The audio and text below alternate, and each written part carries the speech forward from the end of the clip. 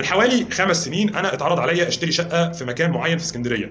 المكان ده انت لو رحته كمكان تمام كمنطقه ومكان كده وشفته هتحس ان المكان ده انت مش هتدفع فيه فلوس وتشتري فيه شقه تعيش فيه. تمام.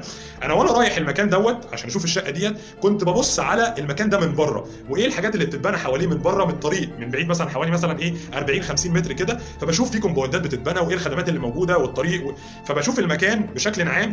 فببص على المكان ده هيبقى فين كمان 3 4 سنين قدام. فلما بصيت حواليا لقيت فيه كومباوندات بتتبنى على المدى البعيد، فقدامي 3 4 سنين كمان الكومباوندات دي لما تطلع وتكبر سعر العقارات في المنطقه دي هتعلى، الخدمات هتزداد، الطرق هنا هتتسفلت، فالمنطقه دي مش هتفضل زي ما هي. فالنهارده انا لو اشتريت الشقه دي بالسعر الرخيص دوت انا عارف ان انا كمان 3 4 سنين او 5 سنين لما الخدمات دي تطلع ولما الكومباوندات اللي حواليا دي تطلع كلها سعر الشقه بتاعتي هيتضاعف.